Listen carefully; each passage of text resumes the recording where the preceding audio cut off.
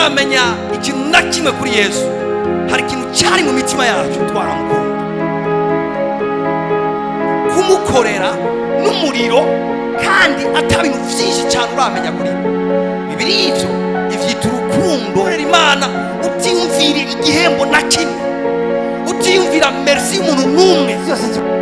Ikibazo si n'abantu, ikibazo ni wewe nyene. Hinduka wewe nyene hejuru ubikemura indani. Urabiza ati uyu muzi nawe uranduye, igiti ntikizosubira kunana. Ubwira uza aho nyene wumvise Imana.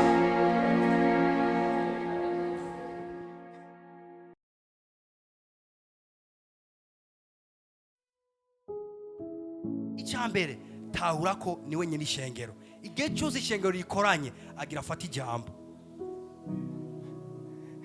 Igihe cyose dukoranye kugira ngo twige ijambo, kugira ngo dutazire, kugira ngo dusenge, arafasha ijambo muri uwo mwanya. Kandi Bibiliya ntinakeneye ko tuba benshi cyane.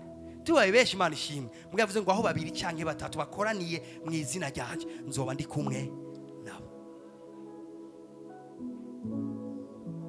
Reka mfate ko mvuze ishengero. 1, 2, 3, 4, 5. Iri shengero rirakwiye kugira Imana ibiri kumwe natwe. Mwanya majambo dukoranye ku bw'izina rya Yesu, dukwiye kwitega ikimana ibivuge ngaha. Mbere ngize beshe, reka fate 1, 2 na jewe 3. Ayishengero rirakwiye, dukwiye kwitega ikimana ibivugane natwe hano hano. Maze mugabo ishengero atari Imana, umuntu arashika akaja kuri WhatsApp, agasoma utu message yari yibagiye, hama akavayo akaraba umuntu yambaye hotaro, akaraba wimakiye neza, akaraba wambaye ibanye n'itabanye, akaraba utuntu twose agakontorora, agacimanza, akazitorera inyishu, agaheza, agatara umucamanza mwiza.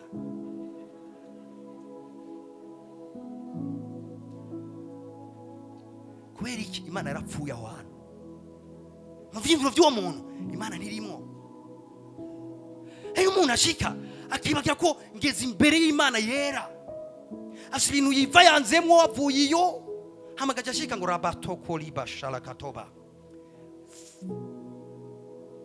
fire. Uri imbere y'Imana yera gutyo, washize turakanya kiwawe ihererane nayo, ibyo ati Imana ibi ntavuze neza, ibi ntakoze neza, forgive me. Hama tazira uzi ko hejuru hameze neza, himbaza uzi ko ikirere kimeze neza, je mu vyuje mu byose wamaze gusettinga byose, ikirere cyawe kimeze neza kimwe. Ntuwave gusa uguma wirarira wicare ngaho ati ndabizi ko ibyo wibwira nibice bituma Imana ivyibwira nayo. Imana ni Imana. Ngira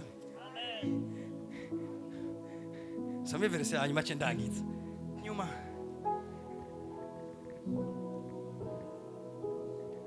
murongo wa nyuma ngo mesome icete cya 2 Yohana yandize igice cya 1 umurongo 8. Mere ku murongo 8.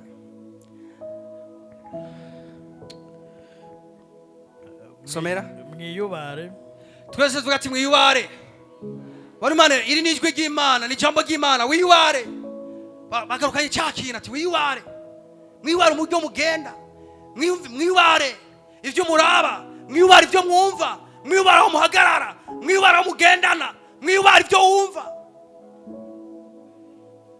Mwiyubare ntimuhombe ivy'ibikorwa mwakoze. Ariko ngo muhabwe. Harimo ivyo guhomba ibikorwa twakoze.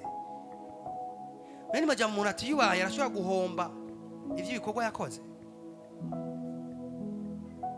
Nani majambo no kwigisha kubera ko tuyubara nkacama koze dere umuntu atigeze yigisha.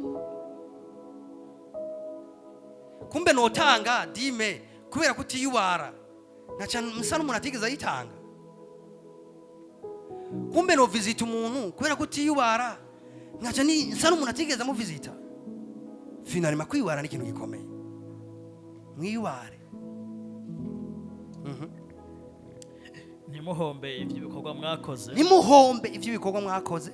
Ariko ngo muhabwe ingero itagabanije. Azatarabaye. Kwiyubara bizogwa guhabwa ingero itagabanije. Shatakarabaye. ukavyara abantu bwa kabiri, ugatanga mu rushengero, ukabwira ubutumwa bwiza abandi, ugakomeza abadendebukiwe, mugabo ugahabwa n'ingero yavyo. Bizanwa n'iki? Kwiyubaha. Iyubara uburyo mugenda, iyubara ibyo wumva, iyubara ibyo uvuga, bizoguha guhabwa ingero y'ivyo wakoze, kandi ingero itagabanije. Bandanye. Umuntu wese ararata. Umuntu wese ararata. Kurarata. Umuntu wese ararata ntagume mu byo Kristo yigishije. Umuntu wese ararata, ni bimwe mutama yavuga. Umuntu wese ararata ntagume mu byo Kristo yigishije. Ntafise Imana. My God. Aguma mu byo yigisha. Oya banza urindire we. Ya tujyame hasi twimvira. Muga pana kujyama hasi ngahe mu vyumviro. Bavuze ngo umuntu wese ararata, mandi majambo aja kure y'ivyo yigishijwe. Uwo muntu ntafise Imana.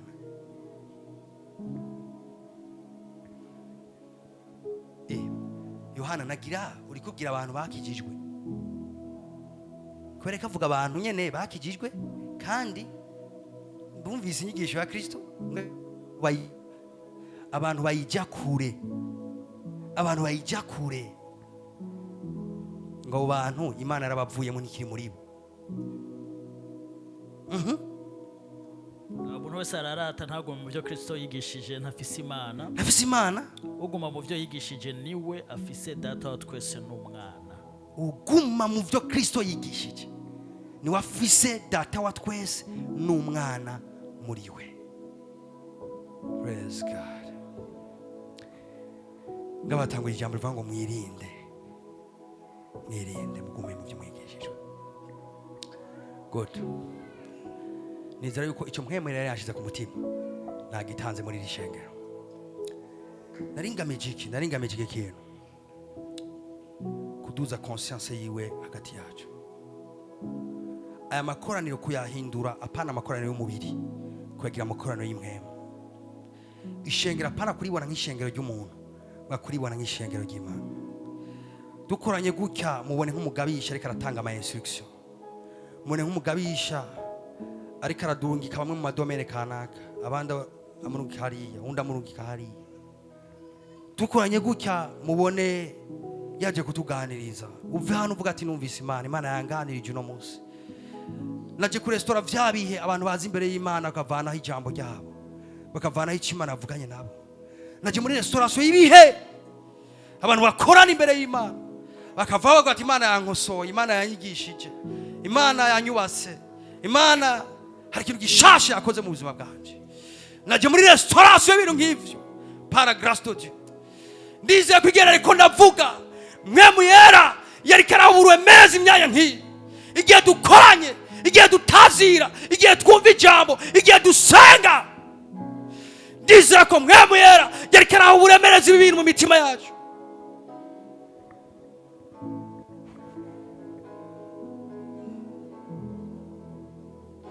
Ndizera ko mwemu yera akara restaurant ibihe nk'ivyo mwishengero. Abantu bazaho nawe, abantu batabuzuye we, abantu bazogaruka ryo baje kuraba. Presence y'Imana tangible hagati yacu. Hari inzuzi z'ubugingo zitemba, abarusha bakaruhuka, abagwayi bagakira, imiryango ikuguruka, uburemereye abantu ukabavako. Naje muri restauration y'ibihe bidasanzwe kwishengero ry'Umwami. Abantu baza bafite imitima ikomeretse akabasomoza umuti. Abantu baza bafite imitima ikomeretse akabasomoza umuti. Abantu baza baravuganye na psikologe batandukanye, nyagira icyo bamarira, mbwa mwemu yagakanda imitima yabo, akayisubizamo inkomezi, akabaha ibihe bishasha byo kubaho. Naje muri restauration y'ibihe nk'ivyo. Naje gutanguza amakoraniro mashasha. Naje kugira ngo twizere ubundi bwiza bw'amakoraniro tutigeze kwizera. Shabanda kezivala yuhu labashara habaya.